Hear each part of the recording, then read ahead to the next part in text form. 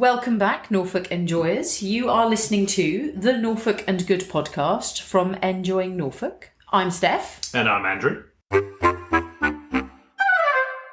Our last episode was all spooky. It was. For Halloween. Very scary. Yes, I know. And it was a topic that we absolutely love talking about. I hope our enthusiasm for the supernatural and spooky came across.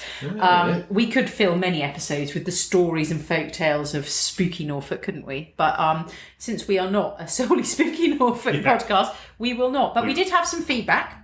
So a few of our listeners looked up Andrew's Cinema City Ghost online, and it's still there. If you search Cinema City Ghost, Andrew, then you'll find it. We also shared the images on Halloween on our Instagram at Enjoying Norfolk. So if you want to have a look and let us know what you think, what we really want to know is, what do you think? Ghost or no ghost? Definitely. Because we're intrigued, but obviously there could be a perfectly reasonable scientific explanation for the images. So have a look on our Instagram or Google the Cinema City Ghost and look at the images and see what you think. One of our listeners, Sarah Louise, said they Googled it and looked it up, and they said, we think it's definitely something.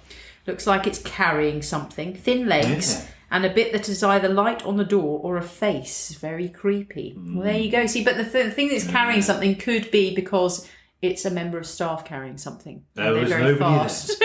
I know you're adamant, but just sort of playing devil's advocate there. They said, we love the Halloween episode. So glad you included Black Shuck. Sarah Louise, who is from Norfolk, so she's been telling her husband Tim about it for years, as The Darkness did a song about it. I'm not sure I knew that. I think I knew it and then forgot it. Yeah, we should definitely. That's really interesting. She says, the origins I heard was that it was originally a rabid dog that burst into a church during a wedding and attacked the congregation before running off into the countryside. Ooh. A friend of mine used to live in Antingham and camped out in her garden one night. She is convinced there was a huge creature walking around during the night. She said it was a lot bigger than a fox or a badger. She was too scared to look outside the tent. I'm not surprised. Yes. Yeah, absolutly. Well, that sort of ties back into you camping in Thetford Forest in Shuck territory. I know. Yeah, you just don't want to go outside the tent. If there was something out there, you had to confirm your fears. Canvas is going to protect you. Yeah, absolutely. And then I had some feedback from my dad as well, who supplied the story about the East Rudham. The pump. Rainham Hall, is it? Yes, the ghost of the Grey Lady, the ghost of Rainham Hall, and the fact that the pump runs when she walks. He, again, we were discussing it after we recorded the podcast and after he'd listened to it, and he said, yeah, it's absolutely true. He said he's seen it running, and it's very, very weird. He also says, was Anne Boleyn getting ahead of herself when she appeared at Blickling Hall? To which I replied, groan. Yes, thanks very much. I can see where you get your puns from now. Now, this episode, we thought, because we're now firmly in autumn-winter, we are. So it's literally... Well, we'll get into winter. It was very chilly this morning. It was 0 degrees when I did the school run. Okay, and the car was frosted, and I had a discussion at the school gates, and other people's cars were frosted. Yes. Other people were remarked, as British people are wont to do, about the frostiness of their cars this morning. The park looked wonderful when we walked through, which is what sort of inspired us to... So we thought we'd talk about nature and sort of the natural world in Norfolk, generally at this time of year. Obviously, Autumnwatch. Yeah. Just finished. But yeah, Autumnwatch was from Wild Ken Hill in West Norfolk. Yes. Just finished. Yeah. So if you've watched that, hopefully it's whet your appetite for all things in the natural world and Norfolky and autumn winter. Yeah. Definitely. You can catch the series on iPlayer, can't you? Yeah. With Michaela Strachan. And Michaela Strachan. Yeah. And Chris Packham. Yes. Yep. So and it's a fabulous series. Lots of if you love nature, then it's a brilliant watch. Yeah, they do love coming over to Norfolk, don't they? Definitely. Well, there's so much nature here to be had. Really, we've got with the woodland, the coast, the countryside. So we're very fortunate in that respect. So yeah, we thought we'd have a little discussion. Obviously, it's looking really beautiful out there at the moment. I love this time of year. The trees. are... Just looking at some now, aren't we? Honestly, I have so many pictures of the park in the morning. My camera roll on my phone is just full of pictures of autumn leaves and the sunlight shining, and our youngest son is like, stop taking photos, Mum. I'm like, it's so beautiful. It's so beautiful. I love it. And there is a word for it we discovered recently. Oh, yes. Yeah. The appreciation of autumn colours and leaves. Momijigari. That's amazing, isn't Hopefully I've pronounced it right. It is the traditional Japanese art of leaf peeping. Is the direct translation. But it's basically going out and seeking the beautiful colours of the autumn leaves and appreciating them. And you have to, don't you? They are absolutely fabulous. It's what a wonderful occupation, though. Momijigari. I love it. Makes you feel really good, particularly when, like you said, when the sun's shining. And it looks like they're on fire. Sometimes it looks like they're on fire. It is so beautiful. It is an absolute feast for the eyes, and we are surrounded by that at the moment here. So you've got, I've just mentioned Eaton Park. We obviously walked through there on the way to drop our youngest son off at school, and it is just glorious. I mean, it looks fabulous at all times of year, but this time of year with the bronzes and the golds and the reds, it is just... it's just Instagram heaven, really. If you like taking pics for the gram. And you're not the only one. As you walk through, you see lots of people. You do. I've seen pictures. I've seen a few people actually taking pictures. It is such a beautiful natural spectacle, and it's free. Yeah. And you don't have to plug it in, and it is wonderful. What I think space, for the spirit, it's tonic for the soul. Yeah. Absolutely lovely. Yeah. Locally, we've mentioned the park. If you want to get out about and see some nature, and where have you been nature spotting recently? Nature spotting. I don't have to go far to go nature spotting, you know. Is this my own garden? I like it. Yeah. Yes. Yeah, you don't have to. This is the whole thing. If you've got a little patch of garden, any size, you'll get some wildlife coming in, won't you? Yeah, which is great. Yeah. So we have what I love is the robin. That always comes about, doesn't it? And I left a fork in, didn't I, in the garden? Yes, yeah. And we had this and the robin. Yes, it was like a picture. It was like a Christmas card, basically. A little robin perched on the fork that was stuck in the ground, and he was. Were you going to say fork handle then? No, I actually wasn't. So there's a robin. Which I like the jay as well, which is a beautiful bird. Yes, jays, they are beautiful. I saw some jays doing some very weird stuff in the park. Yes, they were kind of hanging upside down off the trees. Yeah. It was really bizarre. Yeah. In that bit where the fountain is in Eaton Park. Yeah, they were in those trees. Yeah, I guess they were pulling berries off or something, maybe. I don't know, or preparing for the winter. But they were kind of hanging upside down while trying to do something. They were, I don't know. But they're beautiful. They are. Seen a lot of activity with the squirrels. Squirrels, yeah. A lot of squirrel activity at the moment. Yeah. So interesting facts about squirrels. So some interesting things have happened with squirrels and us this year, haven't they? Because very recently, one of our eldest son's friends appeared at the door with a baby squirrel wrapped. Who knew? So we were sort of on their way home before they get to their house. So they decided to stop off and drop him at our house. So I was slightly taken aback because there was this tiny baby squirrel. Yep. They'd apparently found it on the path that they walked back from school on, shivering and cold looking, and looked like they weren't sure whether it had perhaps been attacked by a cat or something. Anyway, a tiny bit injured. It did look a little bit worse for wear. It was absolutely beautiful. It was so gorgeous and so cuddly and cute and sweet. Very friendly, wasn't it? It was probably the tamest thing. It was tamer than our pet guinea pigs. I know. And probably loved me more. I've never been loved by a creature so much as that tiny baby squirrel. Anyway, though, so obviously the first thing we did was research what do you do with a baby squirrel that you found. Yes. And before we go any further, disclaimer, you should leave it where it is. Yes. Turns out. So there are a few problems with removing baby squirrels from whence you find them. One, they may have just emerged from the nest, depending on how big they are. So this was a sort of teenage juvenile squirrel. It was quite fat, had a fully formed tail and could sit up. So it probably just left its nest. And actually its mum was probably somewhere nearby. So it probably was a little bit disorientated, but best to leave where it was. And unfortunately let nature, as it were, take its chances. If it was much, much smaller, so, a very smaller baby, eyes closed, not a juvenile, no weight, then, again, you're supposed to leave it where it is, but perhaps find the nest and try and put it back in is the advice. I know, it's like, if it's halfway up a tree, possibly not. Anyway, the reasons why you're not supposed to bring it in are A, they are wild, and B, they could carry diseases and mites, that kind of thing. you could be taking it from its mother and it could imprint on you and then be rejected if you return it. But the main thing is, apparently, due to a law that was introduced, I think about 2019, they are considered invasive species.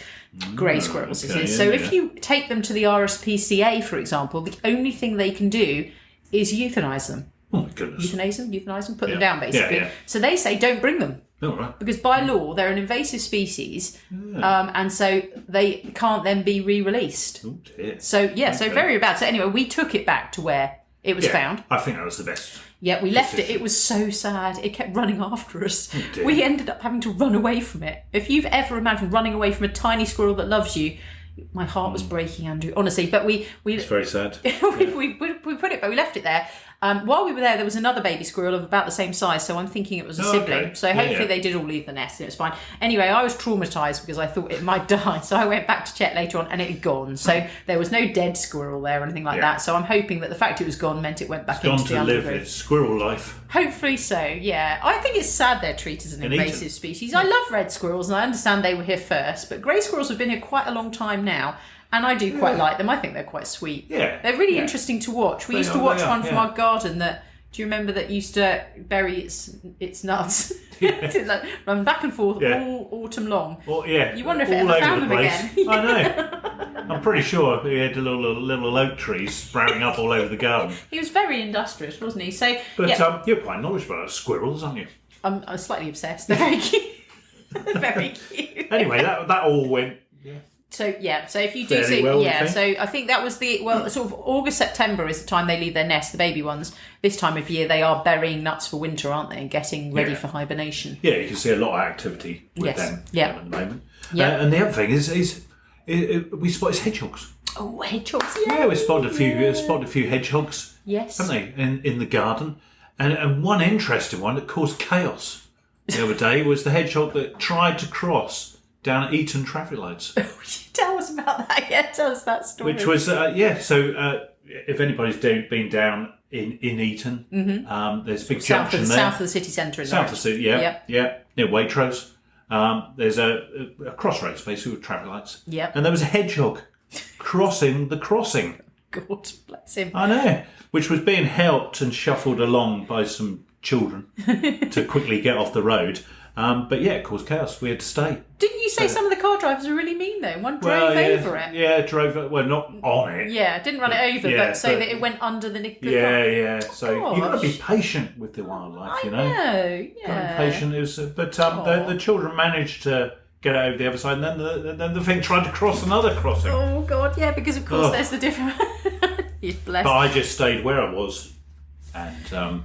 They seem to be dealing with it, so I didn't get out of the car. They seem to have that one. Wildlife's everywhere. It is, yeah. You've got obviously the hedgehogs, and I actually watch someone we follow on Instagram has a hedgehog cam, like a night cam in their garden, cool. and I watch their hedgehogs getting up to stuff, and it's really cute. I like that. So there's loads of city wildlife, hasn't there? As well as the birds and the squirrels, you've got hedgehogs, you've got foxes. Yes, we've even seen muntjacs, haven't we? Over in Eaton Park and on the golf course and that sort of thing. Yes. So it really is everywhere. And then there's one natural visitor at this time of year who I do not like, but I will give them a mention because they do seem to be everywhere. Can you guess what it is? I ask you to get rid of them all the time. Spiders. Oh, spiders. Oh, honestly, spiders. What are they like? From about sort of early October, they're everywhere, aren't they? There is a lot of them. Apparently you've got to put conkers in the house. I'll put some conkers on those spiders. I really will put conkers on them, yeah. This is about... We're very humane. We don't kill spiders. We remove them. Well, Andrew removes them in a cup and chucks them outside. Device that I have. It's a little bit like Elon Musk's SpaceX, SpiderX. Yeah. They get fired rapidly into I should patent it, actually. It does involve my hand sometimes, though, so I don't know what, you know. But you read up on the spiders, didn't you? And you have some information about spiders in the house. Yes, spiders in the house. Yeah, they actually do. They don't come in from outside. Mm-hmm. They're just here already? They're in the house already. Oh, that's even worse. Yeah, and they're more active this time of year because they're looking for love. Spider love. Yeah, spider love. That's why they're more active at this time. And there are indoor and outdoor spiders, aren't there? Yeah, they don't like it if you put them outside. I'm sure they do. They love to get their own house. Yeah. they try to get back in again. There's outdoor spiders and indoor spiders. Yeah. You can sort of tell the difference. The outdoor ones look a bit more hardy, and they're the really terrifying ones. A bit bigger. The real kind of like Halloween-y looking spiders. Yeah. And then the ones inside are those spindly ones. Yeah. And they are honestly everywhere. Everywhere I look. So and there is a lot, but they don't tend to. They won't bother you. Well, they might They not. won't crawl into your ears and mouths at night and things like that. Apparently. Yeah, thanks for that. Actually, we were walking through Eaton Park yesterday, and one interesting thing, I don't know if you've noticed this phenomenon, was cobwebbing, over the entire field. Yeah, it's amazing. If you look at from the right angle, and it's sort of frosty and the light shining on it, it looks like the entire grass field is covered with like almost a sheet of grass. Probably. Listeners, we should explain that while we were having that conversation about spiders, there was actually a massive spider on Andrew's collar. I don't know where it must have come from, where you picked it up from. So we just had to deal with that. Anyway, spider removed. Humanely. Yes, I've removed my jumper now. and your little friend. Yeah. That'll learn you, see. He was like, he probably thought, well, he's talking about us. He's being nice about He's a friend, he's an ally. Yeah. Yeah, well, not that much. Goodbye, spider. Cool. Anyway, so you've got all those different types of wildlife, which we can spot at this time of year from our own doorsteps. Yeah, it's fabulous. amazing. Yeah, it really is.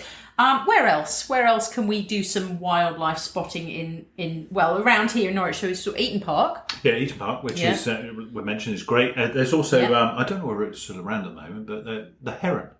Oh, in Eaton Park. Yeah, I think he's there intermittently all year round. Actually, yeah, I think so. He just doesn't care. That's his park. Yeah, that's his manor. Yeah, that's his little pond. Yeah, he's king of the hill. He's always good to spot that. He is quite nice. Yeah, it's a privilege to spot those sorts of creatures. Earlham Park.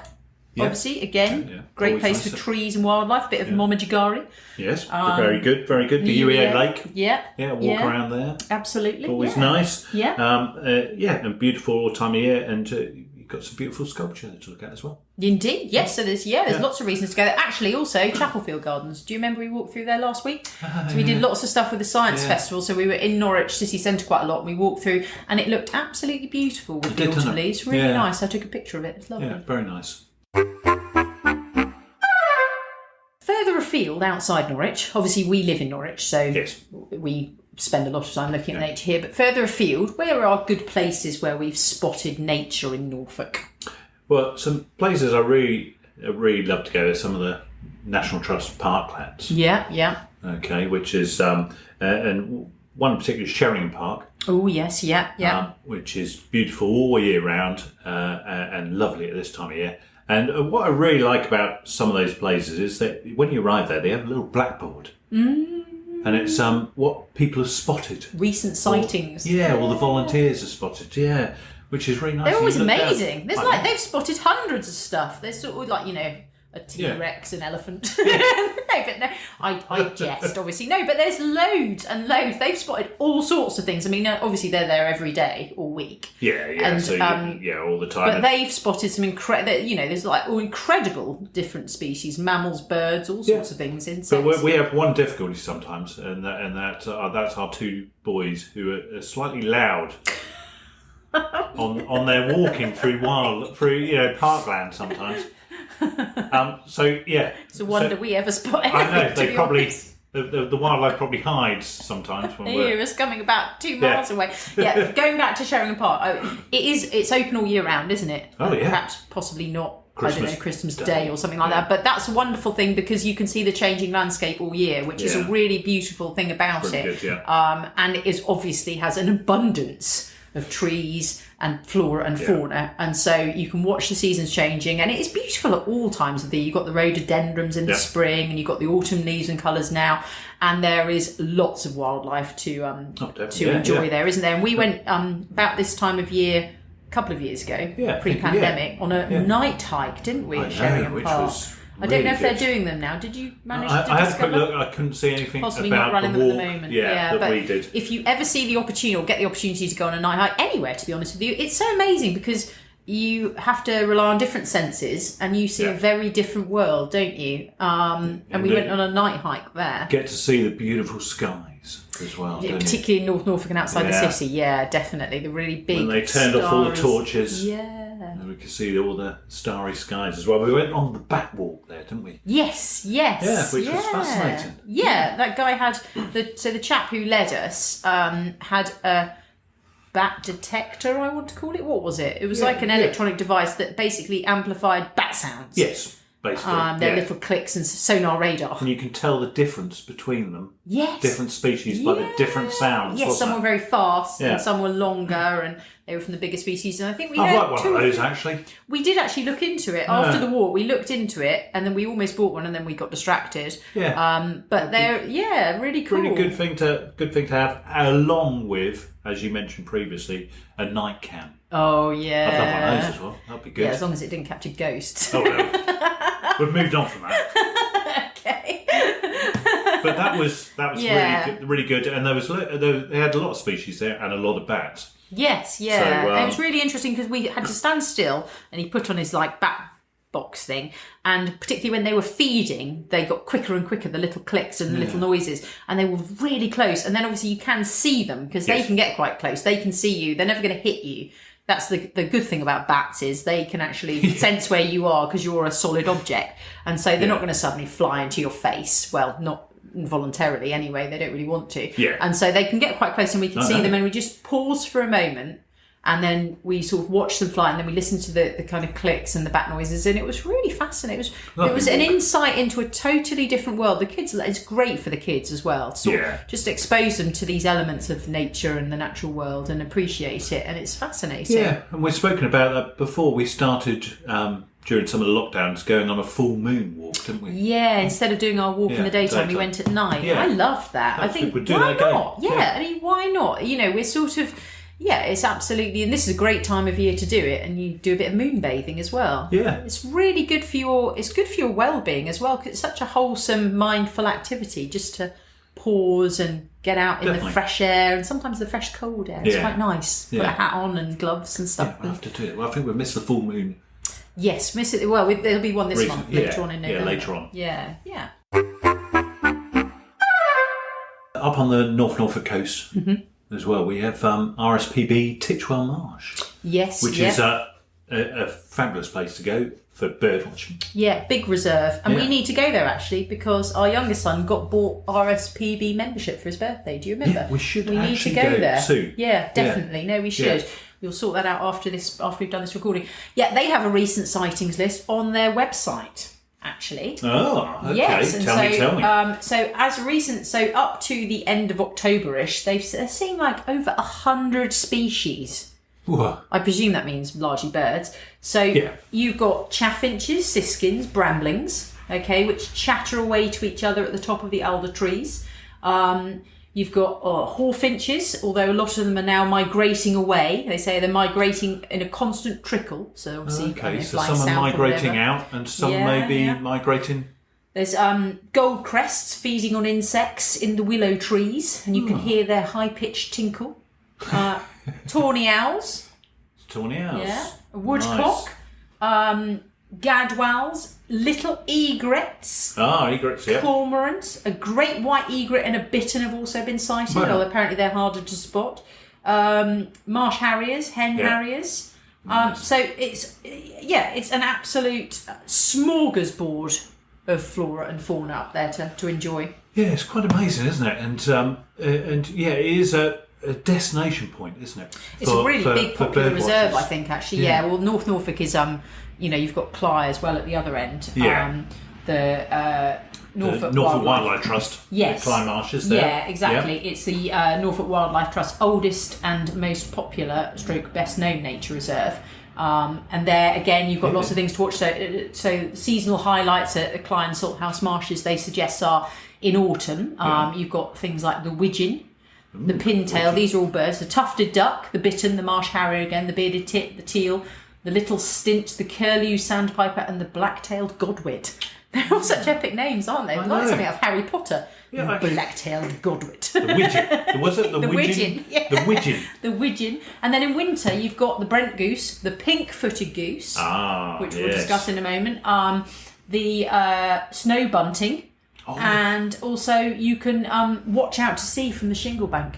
So you can have a little look at the seabirds there as well. The snow bunting, apparently, I'd really love to look a bit more about the snow bunting. Yeah. I've read a bit about it, but it sounds interesting the way it looks when it's flying. Apparently, it looks like snowflakes. Cool. Okay. Yeah. Oh. And when it comes down, it's got a different plumage on the top. Obviously. Yes. Yeah. Yeah. Oh. So it's sort of camouflaged when it's on the stones and things like that. Okay. Yeah. Interesting. So like to Fabulous. see that in real life, actually. Well, we should get along to we should go to Titchwell. Yeah. And we should also get along to Cly as well, because it's been a while since we've been there. But yeah, they're absolutely fantastic days out. You can be members of both the RSPB, obviously, and also the Norfolk Wildlife Trust. And if you want to visit regularly, then that's almost certainly a more economical way to do it. And you're supporting them as well in their. And they've got nice visitor centres. Definitely, yeah. But I think there are daily charges as well if you want to visit for the day. So, and many of these places, because they are basically outside and they're open all year round, so they're a great day out. I remember particularly when the boys were younger. You're looking for places to take them all year round. Yeah. You know, get your wellies on, get your walking boots on, get your coat and hat and scarves and gloves, and get out there and just fantastic all year round. Yeah, you don't have to be inside just because it's autumn, winter. So they're fantastic places. Obviously, we mentioned the pink-footed goose. You were going to tell me some. Yeah, the pink-footed. It's kind of my memories of pink-footed geese. Recent memories from last year and the year before. Is going up to North Norfolk and seeing just loads of the pink-footed geese migrating in. Yes, maybe a bit later. I think they peak about January, February time. But the noise of them when they're on the ground and when they're flying, it's just amazing, and it's a bit of a spectacle at that time of year. Fabulous. Talking of spectacles, so Autumnwatch had some spectacles, didn't it? Oh yes. Yeah. You were telling me a recent one, which I recently just watched actually. Yeah. So you should check it out on iPlayer. Definitely, yeah. But they did a bit on the Wash. Mm-hmm. Yep. And I found out something. And that is that the Wash is the largest estuary in England. Really? No, I didn't know that. I didn't know that. Yeah, it's about 10 miles wide and 20 miles long. I knew it's big, but.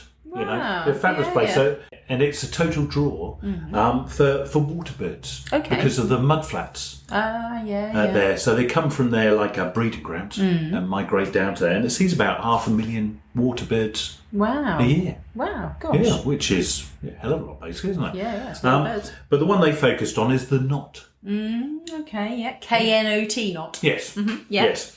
And this time of year, they come from their breeding grounds in the Arctic.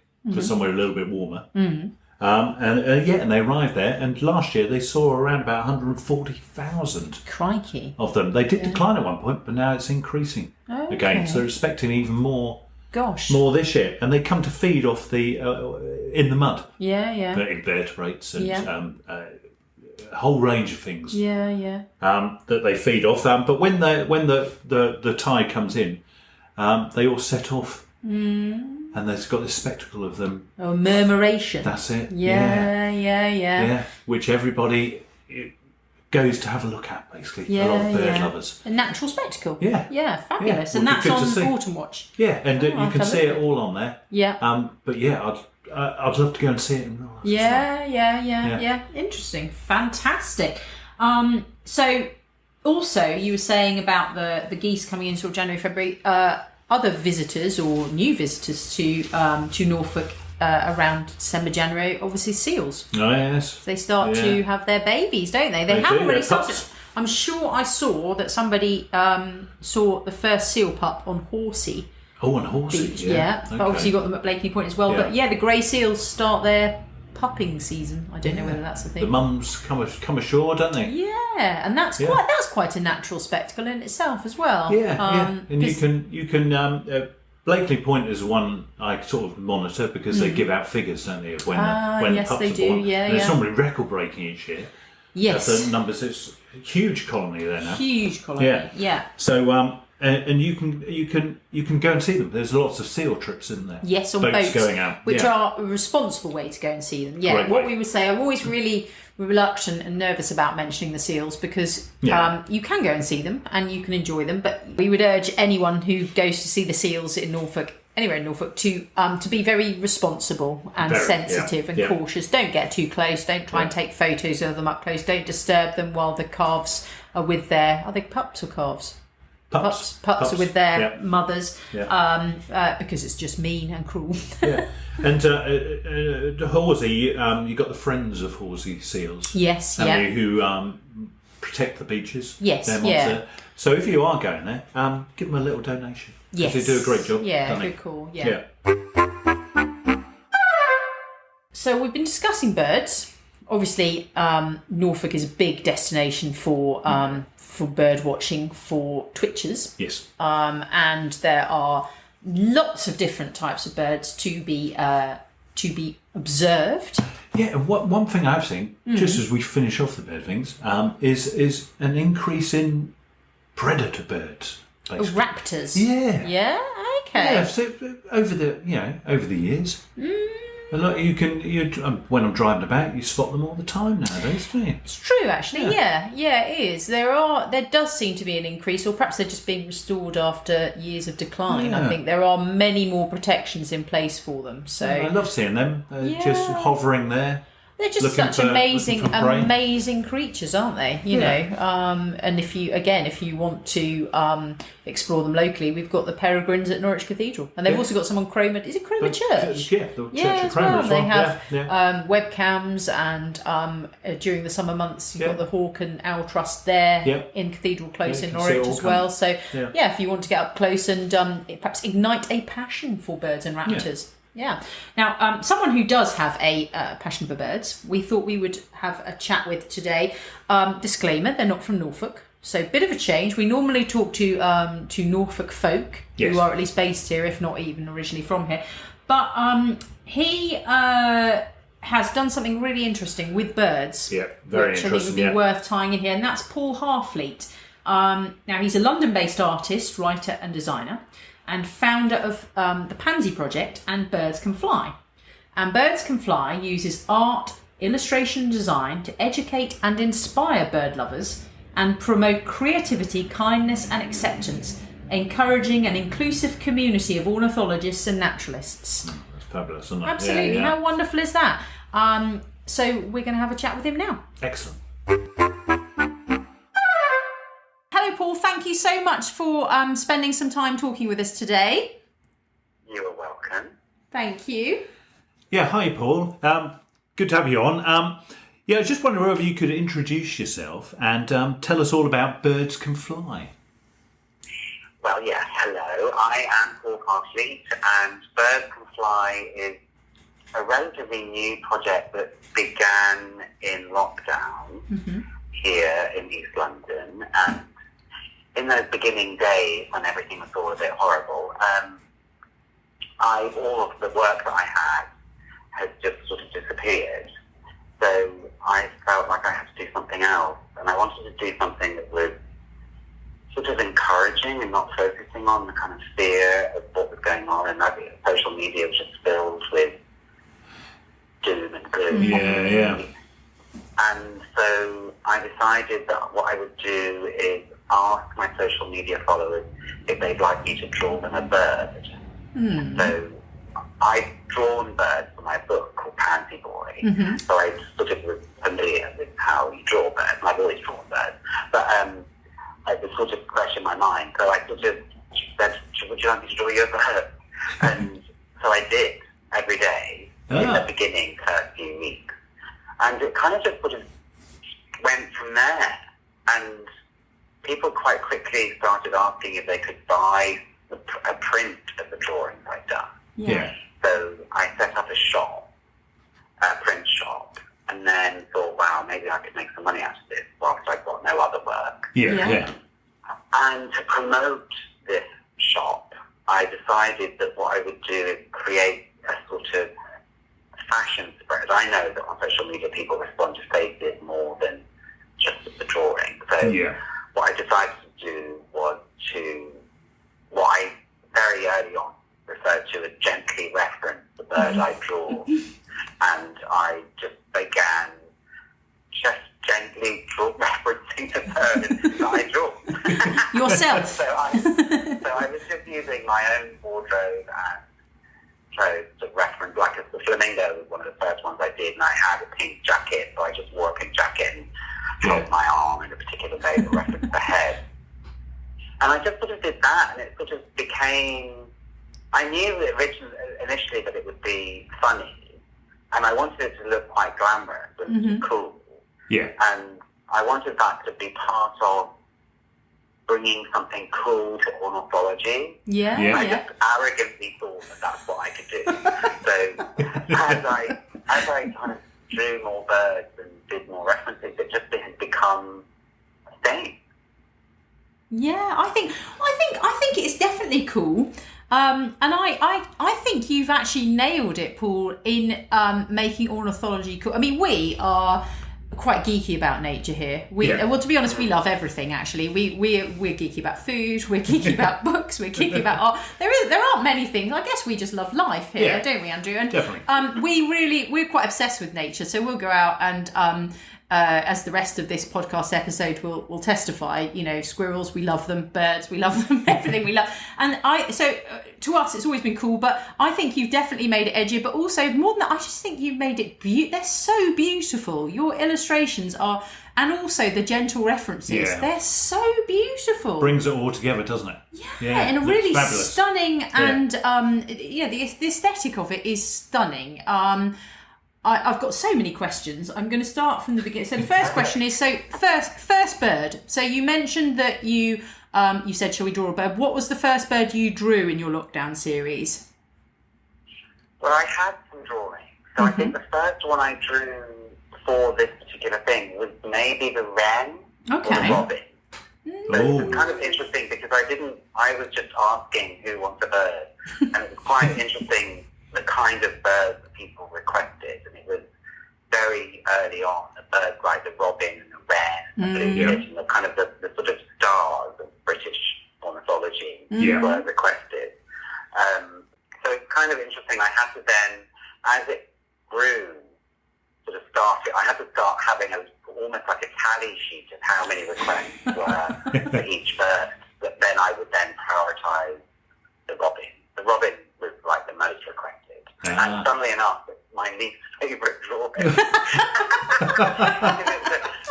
I think I might have to do another one because I was drawing every day, and it's like a muscle that you kind of get. You're working out, and I just got better at drawing them, and I kind of now feel like I'm getting just better every day at drawing them. Oh, isn't that always the way? Yeah, absolutely. It's interesting. Some of the most popular birds, perhaps the least. Not successful, because they're all lovely. I know they are. Yeah. But the ones that are kind of like the most popular birds, perhaps the least accomplished drawings, and that's perhaps why I might revisit them. Turning to some of the ones, like a robin. We're approaching Christmas, and there's like I know people really want a robin. But that's because they're not my favourite bird. That's the question. That's the thing. You have to remaster them. Yeah, but I do like the gentle reference I did to the robin, because that was sorry, I think I'm going off on one, but the gentle references were a bit later, so I had to then go back to do the gentle references for some of the early drawings. So then there's sometimes the skill level is not quite balanced, and no one else can probably recognise that. But for me, I see that my gentle referencing is at this point, and the drawing skill is at this point, and that kind of goes up and down depending on where I'm up to. The most recent one is kind of level in my mind. That's what I was going to ask you. Do you think you're being hypercritical as well because these are popular? They're popular birds because you've been asked so much. Are you putting yourself under pressure more for the robin? Perhaps, but I think it's because then as the project developed and I started a clothing line, yes, that's also been interesting because then I see what sells and what doesn't sell. Yes, yeah. People request, funnily enough, people want birds with no text. And I've done that quite a lot. Well, not quite a lot, a bit, but they don't sell. It's really funny. The ones that have got bird with are the best sellers in a way, and the ones that are just like a circular drawn at a particular point, Yeah. that is the best. But this is where it's really interesting and kind of boring perhaps for everyone around me, because I've only been doing this for the last 18 months. So I'm completely obsessed with it. Yeah. Oh, we love that though. I think, if it's go hard or go home, Paul. I think if you're going to do anything, you may as well jump in with both feet. So, Yeah, and I have. and that was going to be my other question. What was the first bird? But what's your favourite bird? What's your favourite bird to draw and why? And what was your favourite bird to do the gentle reference of? Wow, it's funny because there's a difference between, I can't decide what my favourite bird is to begin with. Like, there's always, the thing that's been amazing for me is because I've always loved birds since I was a child. And this project has really expanded my knowledge of birds. Because people request birds I've never heard of. So then I go down a rabbit hole and looking at illustrations and videos and drawings of the birds I'm about to draw just to kind of inform my drawing. And that's really fascinating to do. So my favourite drawing and gentle reference is like a sort of it's like a perfect marriage of when the drawing is beautiful in my mind and the gentle reference is beautiful.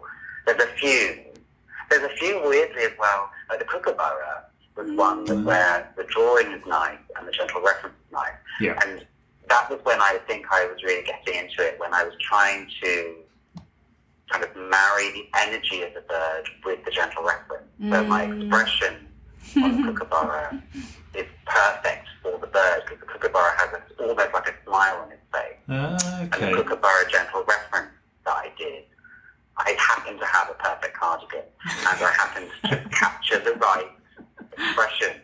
And I actually cried. I cry at some of them when they're just so right. I feel like I'm actually embodying the bird. It's almost like a performance because I stay conscious of the photograph to get the picture right. And I just kind of sometimes it's so right, I sort of shed a little tear. That's happened a few times, like the goldfinch and the kookaburra and some others. But my most recent ones are often my favourite too. So I love the umbrella bird because I just put a bowl on my head. Yeah. I love the cock of the rock because I had to make a giant pom-pom for my head. So there's the ones that are kind of more recent I also love. So it's interesting because I love different bits about different pieces at each time. I think your passion is so evident, and that's the wonderful thing. And I think what you were saying about making ornithology cool and birds cool and that kind of thing, I think it's also your passion. People will get on board. They will. It's impossible to ignore that. Definitely, they'll sense it. And your followers and also the people that are buying your prints and wearing your T-shirts and that sort of thing. Now, I think they can't fail to get on board with that, which is a really lovely, positive thing as well. And you mentioned that you sort of initially came up with this idea during lockdown as a sort of antidote to the doom and gloom of the news and the social media and that sort of thing. And I think that's wonderful as well, is your passion exudes from all of these, the gentle references and the illustrations, and that's what makes them so appealing. It's lovely.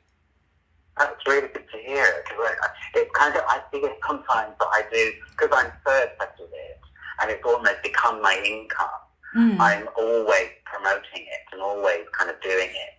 And I sometimes wonder whether I'm just really dull. Because it's like, okay, here's another bird. Just a bird ball. It's nice to hear that does communicate. It's just been really fascinating to go into that world. Yeah, it's definitely fascinating. And you must have learned so much, like you said, about the birds. Yes, I have. And whenever I post a new bird, on social media, I look into some of the stories around it. I go into the mythology. I kind of try and look at why, because I'm very interested in the sort of colonialism in ornithology. I'm very interested in how it's mostly white Europeans who have named and categorized birds. Indigenous cultures, their names for the birds have been lost. Some of they're not lost, they're sort of sidelined or sort of almost fetishized in a weird way. So that just the way that the kind of hierarchy of how we understand nature is really interesting to me. And I've been doing lots of reading and research around how ornithology has kind of evolved over the years. Yeah. Really interested in, I don't know if you saw this amazing documentary about birds of paradise that David Attenborough did. It was really just summed up all of that, the way that ornithology has been westernized in a kind of interesting way to me. So that's really fascinating. The project is an artwork, and I think the entire thing is an artwork for me. So yes, yeah. It's not just, I suppose that's where I'm sort of, I was going to say traversing, but I think I prefer the word straddling. It sort of straddles this kind of idea of sort of just illustration and just dressing up and just merchandise.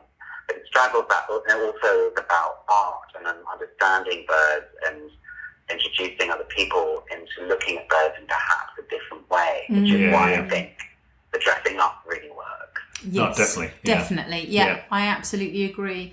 And talking about the illustrations, how do you create the illustrations and the artwork? Yeah, because they're very kind of precise, aren't they? Yeah, well, I spend a lot of time searching for images online. I somehow have this ability to bring different photographs and different illustrations into my head and then sort of splurge them together and then have the final drawing. So I kind of, if I find a photograph where the bird's head is right, but the wings aren't right, but what I want, I'll sort of collage them in my mind. Yeah. And then sort of spit it out onto the page. And so I use pencil initially too. And I always draw the bird, because I usually have one primary drawing that I will copy, but I will turn it upside down. So I draw things upside down. And then I will start collaging from other, like a wing here or a foot here, and collaging. So although I was a bit in the very beginning nervous that I was stealing people's photographs, so I try to collage them in my mind, so I'm not just doing a straight copy. So then I do the pencil drawing, and then I use a very fine black pen, and then I scan in the drawings and colour them digitally. So I don't have any coloured versions of the drawings. They're all digitally coloured. That enables me to keep the black and white drawing, which often I like more. So then I have lots of these. So I have a massive amount of styles. I've done 18 birds now, and I think I'm about to do my 81st bird. But I've also done some bugs. Yes, I've seen those. Yeah, they're lovely as well. And how have they been received? Well, I think, it was funny because initially I had this idea, because it's just me and I can be quite nimble. On April Fool's Day, I kind of made this joke that I was going to start another business called Bugs Can Fly. And I had a drawing of a stag beetle that I did for my book, which actually didn't get into the book. But then I did a gentle reference digitally. I just put some antlers on my head, and then said, I'm delighted to announce that I'm doing Bugs Can Fly. And it was an April Fool's joke, but everyone was like, oh, I love this. When can we get it? And I was not planning to do it. But then I thought, okay, well, if people really want to buy them, then they can. So I just set up the shop to have bugs too. So I've done a few, not so many, but a few gentle references of bugs, and that was a different challenge. And I've always been interested in bugs anyway. So similarly. And so that was fun. So I've been doing that too. But I think the core of it is the birds. Yeah, but the bugs. I do like. Have you done the lady? Did you do the ladybird? Yeah, I love your gentle reference to the ladybird. I thought it was brilliant. Yeah, that was really fun because it's called a ladybird, and there's a really interesting history about the ladybird, because in Spanish it's referred to as a mariquita, which is also a term of abuse, a bit like pansy. Huh? Yeah. How interesting. So it's kind of, I wanted the gentle reference to be as feminine as I could possibly muster, even though I've got But Yeah. I sort of wanted it to be as glamorous as possible, but have the dots on it, and Yeah. I kind of like the idea of the Mickey Mouse ears, and I like Yes. combining these different elements and putting them from different places to make this weird image. I thought it was perfect, actually. I've got, as an interesting aside, so here in Norfolk, we have an entirely unique dialect for different things. So in Norfolk, a ladybird is a Bishy Barnaby, and and a snail is a Dodman, and a wasp is a Jasper. And in our actual limited company name that run the business from is called Bishy Bee Industries. The reason we chose Bishy Bee, which is a ladybird to start with, is because apparently internationally it's a symbol of good luck and fortune, Paul. Yeah, it's very interesting. So the dialect in Norfolk, is that kind of the whole, like Celtic, it's like a whole entire language, or is it just the odd bit? Nowadays it's just the odd bit. Well, there's quite a lot of it. It's not learned like, say, the Welsh language is now learnt and taught. But that we do have unique names for pretty much everything, don't we? We've got some very interesting and sayings as well.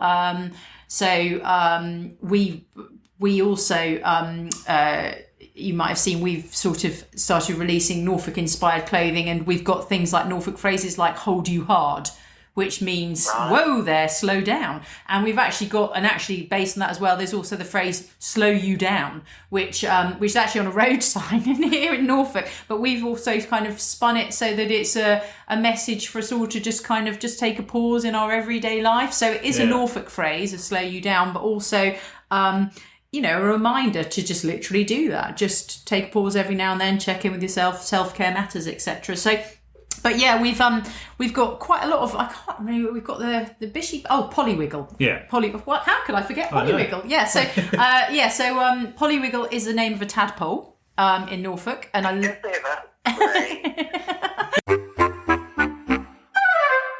I was going to ask you about your gentle references as well. Obviously, they're absolutely fabulous. We love them, and I think they do really. I mean, I think your illustrations, as it were, speak for themselves and are beautiful in their own right, and would be beautiful. But I think the gentle references, like you say, they do add an air of humour, of edgy cool to it, and I just think they're just fantastic. I'm always amazed at how resourceful you are, Paul, to be honest. I know. Well, it's kind of, I have dreams. I kind of know when I'm about to do this. I know what I'm about to do, and often as I wake up is when I have the idea. So I was struggling with the umbrella bird for a while. Because I was like, I didn't want to. I actually did buy an umbrella, thinking, okay, an umbrella bird, I have to have an umbrella. But then the umbrella arrived and it was too big and wasn't quite right. So the morning of the drawing, and because I tried to do it all in one day, I thought, actually, I've got a bowl that will just be the perfect proportion. So I covered it in a t-shirt, and it looked like some very elegant hat. But I just had to sort of stand for the photograph with the bowl in my head. I'm sort of planning my next one now, and I'm sort of just looking around the flat going, what can I improvise? And have they evolved, as it were, do they take more planning now, the gentle references, and do you tend to still use stuff to hand, or do you buy stuff in specifically for it now, for them? I try not to.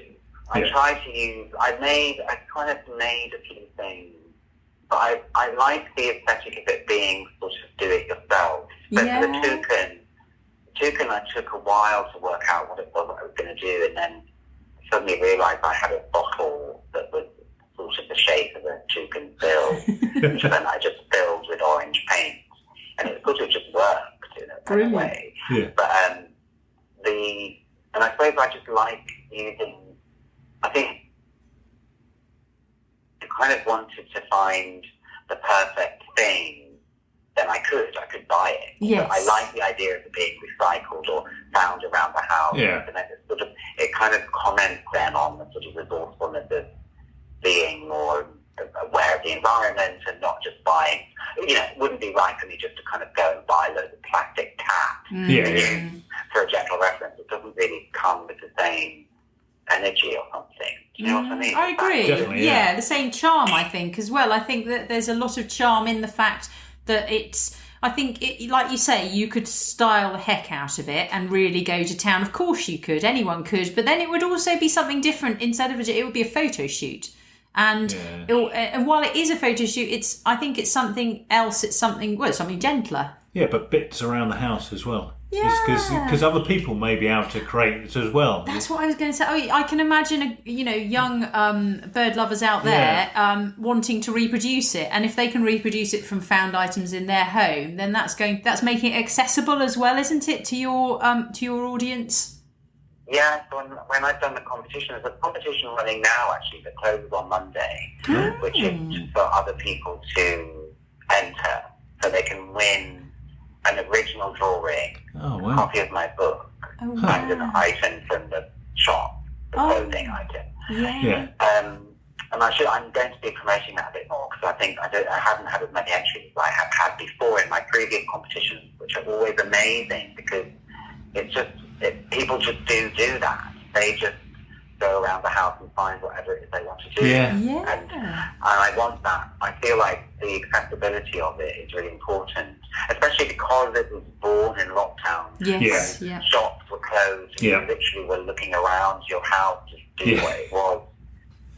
Try and invent it, and it's just that is part of the aesthetic. Is that do-it-yourself sort of aesthetic? Even though as I evolve, the photographs, I want them to be a bit better.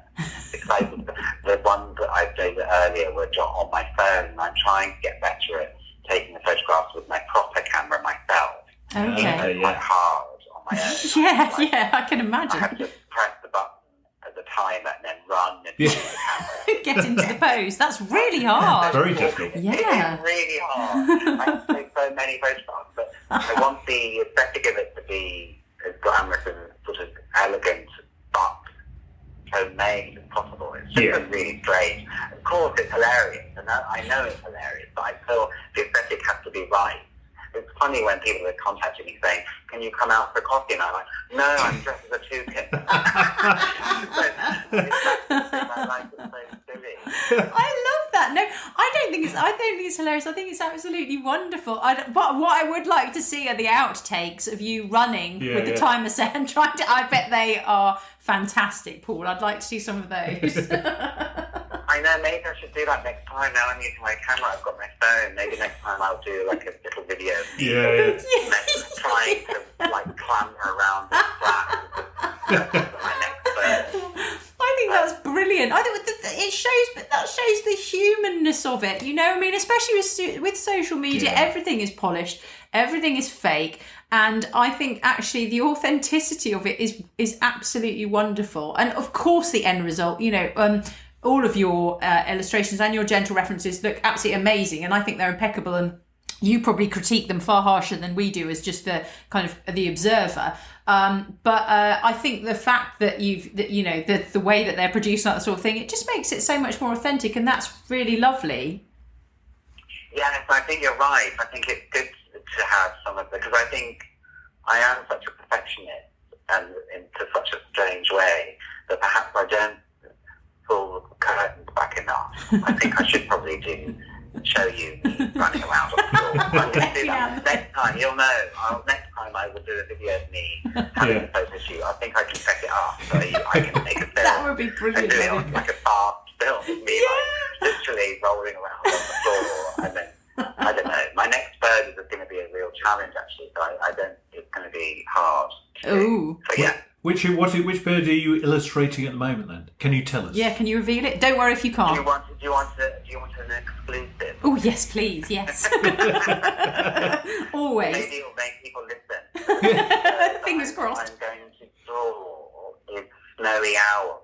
Oh, how perfect. Wow. How lovely. I'm doing it in flight, I think.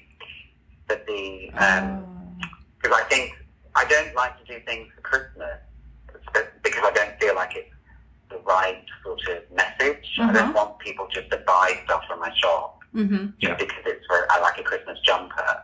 I want it to be something that it can be Christmassy. Like last year I did a robin feather. This year, I'm going to do this snowy owl in flight on a sweatshirt. Oh, lovely. Wow. And it's going to be really amazing because I found some really nice references for it. But the gentle reference is going to be mental because it's going to be really hard to do because the bird is clearly just black and white. So, but with this really strong yellow eye. So I'm sort of, I've been looking at photographs today of Lady Gaga and some interesting references. That's also what I do. Is I want to reference images, fashion images, as well as the bird. So I'm sort of trying to combine the wings and the strange shape of the snowy owl. It's such a strange owl anyway. Yeah. But, so I'm looking at my rugs. Duvets, very, very white and padded. Yes, I'm looking at duvets, actually.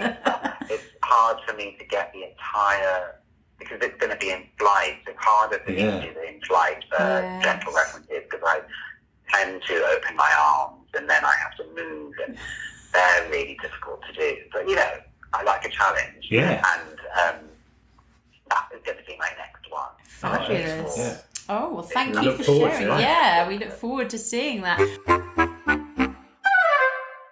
So where can people buy the prints and the clothing? So they can go to Birds Can Fly. Birds Can Fly store is my new name. And there's millions of ridiculous things on there, including prints and totes and tops. Before we finish today, I have to ask you about Norfolk. It's obligatory, us being the Norfolk and Good podcast. Oh, yes. So, have you ever visited us in Norfolk?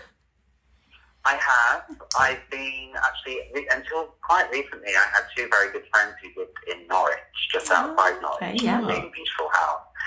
And I went there to visit, and we visited the city. I'd been before, but as a child, to Norfolk. And I remember having, I feel like I would have been like the Broad, the Norfolk Broad, like where bearded tits would live. But I don't remember seeing those birds there, but I remember being in the environment as a child going, I really wish I could see a bearded tit, but I didn't. But the thing that sticks in my mind about Norwich is that when I went there, I found this amazing second-hand shop that I bought a really amazing leather jacket for really small amounts of money, like £25 or something. And I used it for I've used it for more than one of my gentle references because it's black with yellow details, yellow dark. Oh, I'm going to look it up after this. Yeah, it's on my goldfinch gentle reference and the waxwing gentle reference.